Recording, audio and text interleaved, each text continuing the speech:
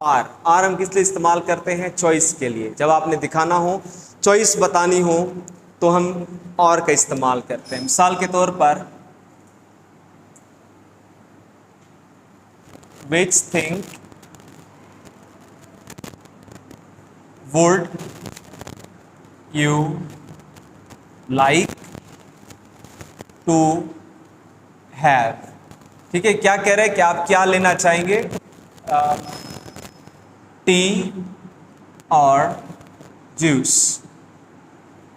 ठीक है, तो टी और जूस, तो यहां पर आपको आर दिखाई दे रहा है जो चॉइस बता रहा है कि आप टी लेंगे या जूस लेंगे। सो यहां पर और क्या है, आपका कोऑर्डिनेटिंग कंजंक्शन है जो दो नाउन को आपस में कनेक्ट कर रहा है।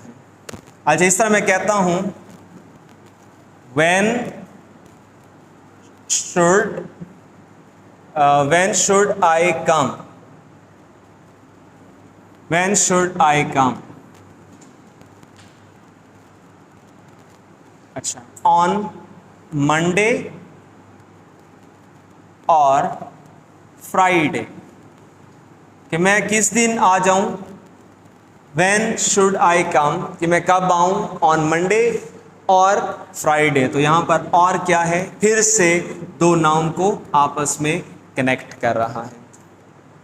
अच्छा, एक चीज़ और याद रखेंगे कि जो हमारे पास नेम्स ऑफ द वीक होते हैं उनका फर्स्ट लेटर हम कैपिटल यूज़ करते हैं। जैसे मंडे है तो एम यूज़ किया है, फर्स्ट लेटर कैपिटल किया है। फ्राइडे का हमने एफ लेटर बड़ा लिखा है। डेज, जो हमारे पास जो डे का वर्ड है वो हमारे पास कॉमन नाउन होता है, लेकिन जब आप कहते हो मंडे, ट्यूसडे, वेंसडे, हाँ, तो वो प्रॉपर नाउन बन जाते हैं। और as per the rule proper noun को कैपिटलाइज किया जाता है तो उसके फर्स्ट लेटर को हम कैपिटल लिखते हैं। Is that clear? हाँ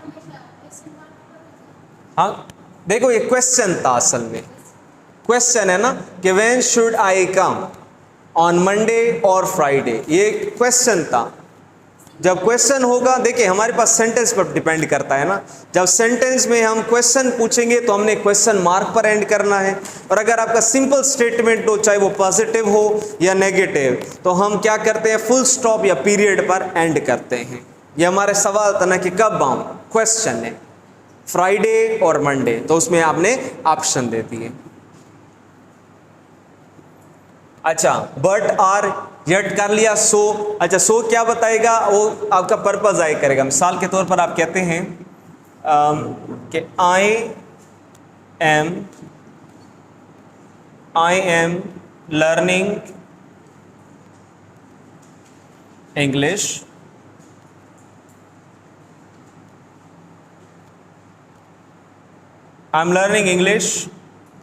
so I cannot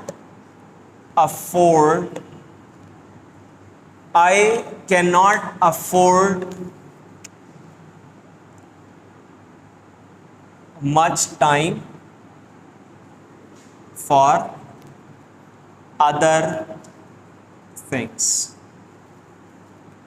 ठीक है, यहां पर क्या कह रहे हैं कि आई एम लर्निंग इंग्लिश, कि मैं इंग्लिश सीख रहा हूं, इसीलिए बाकी चीजों के लिए मेरे पास वक्त नहीं है। I can't afford much time for other things. तो ये जो क्या कर रहा है, ये इसको एक्सप्लेन कर रहा है कि सूरत हाल ऐसी है, इसलिए ये होगा। ये सूरत हाल है कि I can not afford much time. Understand? जैसे मैं मिसाल के तौर पर मैं कहता हूं I was late, so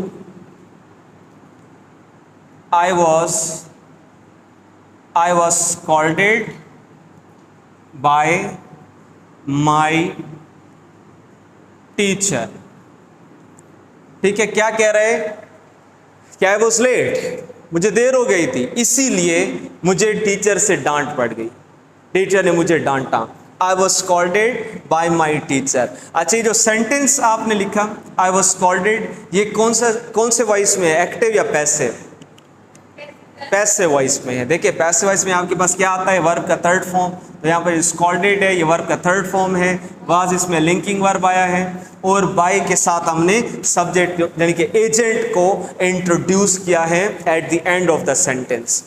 active voice में क्या होता है कि आप जो डूअर ऑफ एन एक्शन होता है, आपका जो सब्जेक्ट होता है, आप उसे पहले लिखते हैं। अगर मिसाल के तौर पर अगर मैं लिखता एक्टिव वॉइस में कैसे बनता, कोई बना सकता है वैसे? माई टीचर स्कॉल्डेड मी।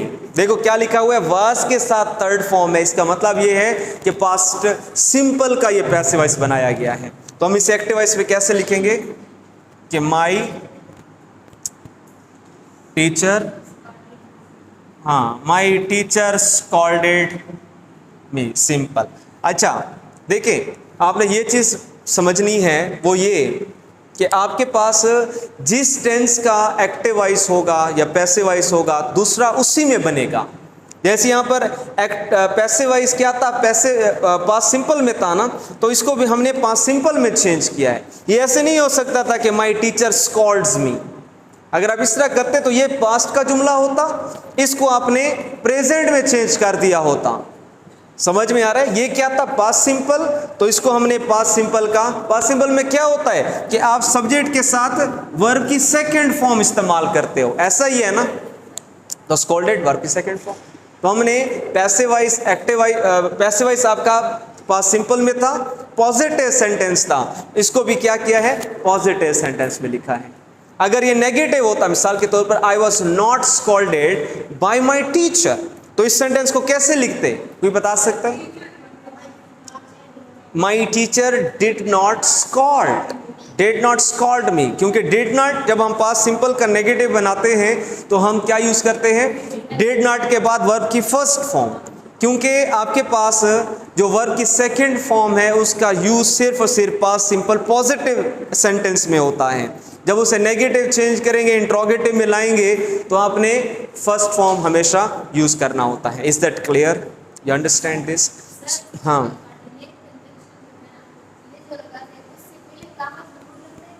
अक्सर देखिए हमारे पास जैसे फार के साथ मैंने आपको बताया, अक्सर आपको इससे पहले कॉमा देखने को मिलेगा, जिसका मतलब ये होगा कि ये आपके पास एज अ कंजंक्शन यूज हुआ है। प्रपोजिशन को तो अलग नहीं करते, क्लास को कॉमा से अलग किया जाता है ना, या वर्ड फ्रेजेस को अलग किया जाता है।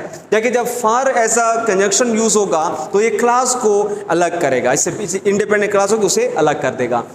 एंड आपके पास है, एंड के साथ हम लगाते हैं, अगर दो तीन जुमले आ गए तो फिर कभी कभी लगा देते हैं, नहीं तो इसको ना भी कहने कोई बात। लेकिन नॉर के साथ फिर इंपॉर्टेंट है, जैसे यहाँ पर स्ट्रक्चर लिखा हुआ है, सेंटेंस होगा नेगेटिव, साथ में आपने कॉमा लगाकर फिर नॉर देंगे।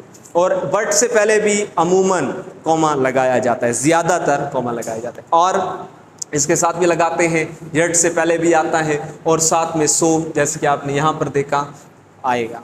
अमूमन इनसे पहले कंजंक्शन का यूज किया जाता है।